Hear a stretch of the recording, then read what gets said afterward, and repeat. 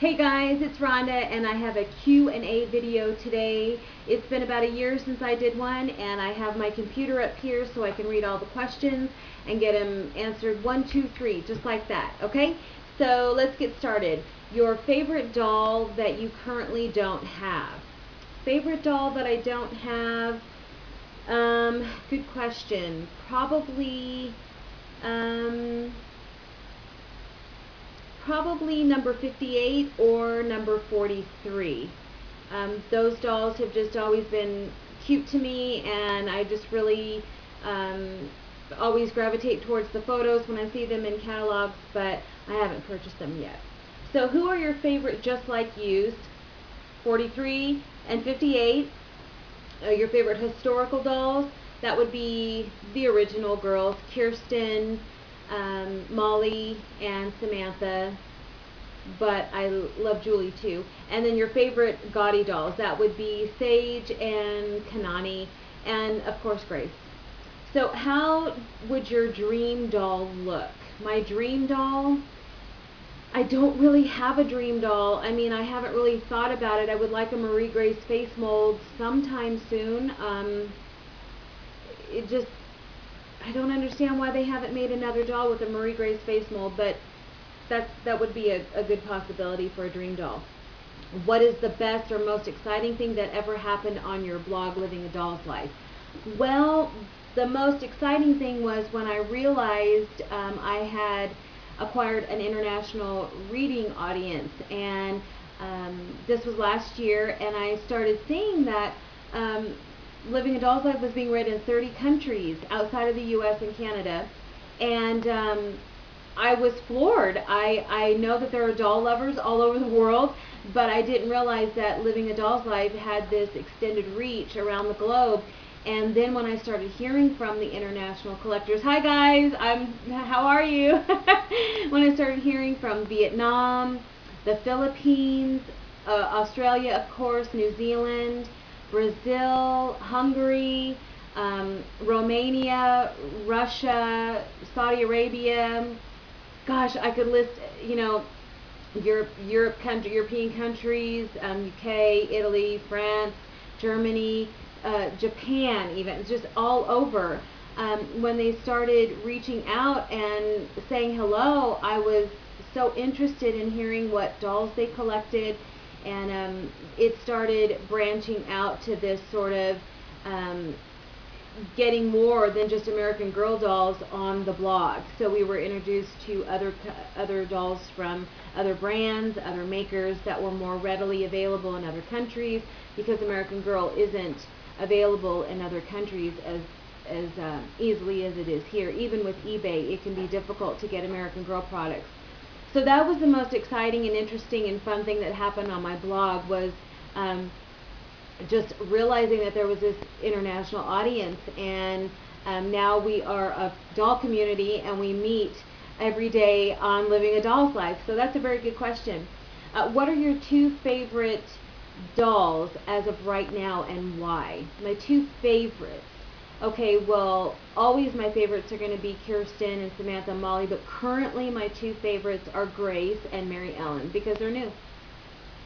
Okay, which collection do you feel is the most fun?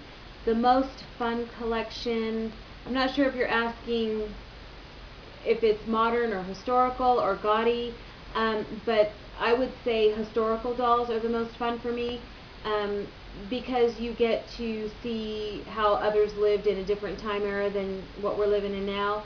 I know some of the, for instance, thank God we don't have outhouses. Thank God we don't have to have potbelly stoves, or we have to clean our clothes with a washboard. So it's interesting to see how the other time eras, how people lived, and just the daily challenges that they had, and that's what's fun and interesting for me. Very different than life today. Let's see, what do you do to keep your enthusiasm when your energy lags? Good question. My energy stays pretty level, but I think there are some seasons where it feels sort of stagnant, and that can be when there's not been a new release. Like when the spring releases come out or the fall releases, you know, everybody's excited. And then, of course, the Girl of the Year or the Be Forever character in the fall. And then you have the holiday releases. But then there are just those 1 or 2 times during the year where everything feels sort of stagnant. That's when I just go to other doll brands. I know this audience is typically AG audience, but I do like other dolls from other doll lines, Madame Alexander, Barbie, Shopkins, the new Shopkin dolls that are out, Princess, the Disney Animator Collection dolls. I love those. So I kind of fill in the gaps with other brands, but my energy is always good for dolls. If you could keep only one historical doll and one gaudy and one My AG doll, which would they be? Good question. I'd keep Kirsten, of course. That's a tough question though for historical, because that it's just very hard for me because that's where my heart is. But Kirsten, and then a gaudy would probably be Sage because she was my first, and then a My AG doll. Gosh, that's really difficult. I would have to keep my Biddy twins, Sissy and Sam. So those would be the ones that would stay with me. How many dolls do you have? Or how many dolls have you had but had to get rid of? And what were their names? Oh my goodness. There's been sort of this back door that's been this revolving door when my collection gets too big or I feel overwhelmed, or they may have been impulse purchases, or I've been working on a certain project at the time, and then those dolls will find new homes. In the past, it's been just like U13, Chelsea, Derek, my boy doll. There have been others from other brands. Bianca from the Journey Girls. She was Josefina's friend. They just have found new homes because I've had to either downsize or that current project was over, or it's usually because I have to downsize. So there have been a few, and not always AG. Okay, next would be how many dolls do you have? How many dolls do I have? AG, gosh, well, I mean, I have other dolls. I have Barbies, vintage Barbies. I have Madame Alexander, Journey Girls, American Girl, A Girl for All Time. I mean, I have from various doll brands.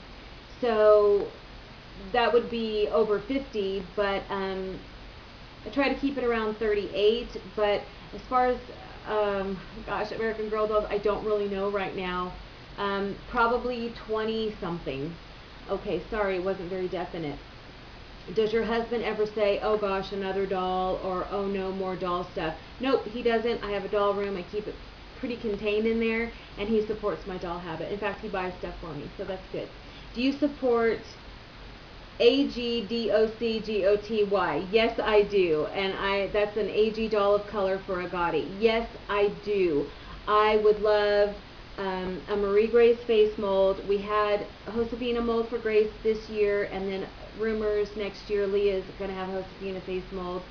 But Marie Grace face mold needs to be utilized way more. One time is not enough. We need to see more of Marie Grace face mold. And a doll of color, absolutely, I support that 1000%. We have seen so much repetition.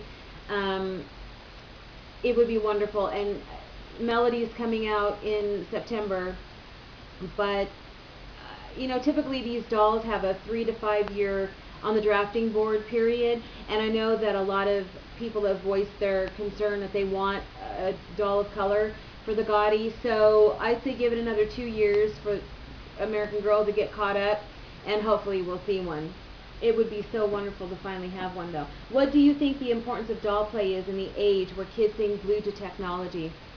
Great question. I think it's very important. I think any kind of creative play is important.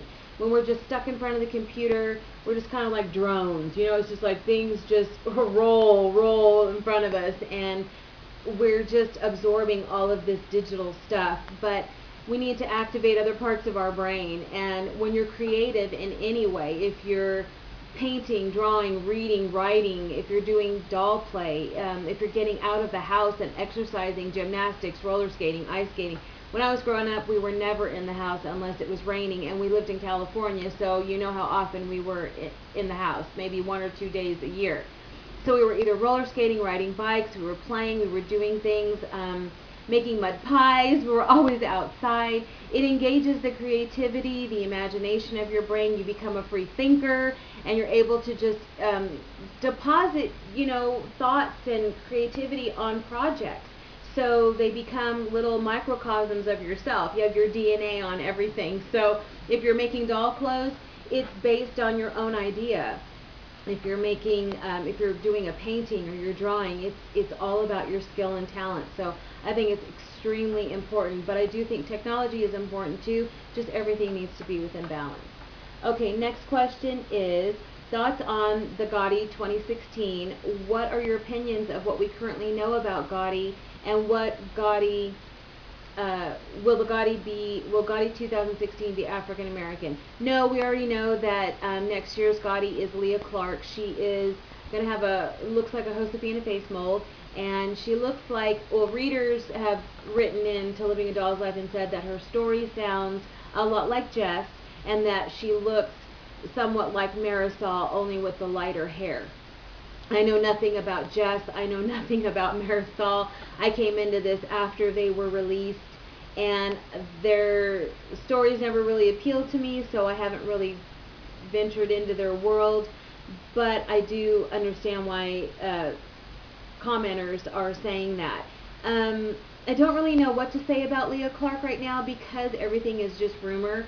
What I have seen on the eBay listings, if those are her clothes, I don't really like them. They're like a hodgepodge of everything out of the early 1990s. The colors are a little too bold for me, but that's just my opinion. Once she's actually released, she's online on American Girl, and she's in the catalog, that's when I reserve my opinion, because everything else is just rumor and speculation. So right now I'm not so sure about my opinion on Gaudi. So what has been your favorite Gaudi doll so far? Sage, because Sage was my first, but I love Kanani, and I love McKenna, and I love Grace.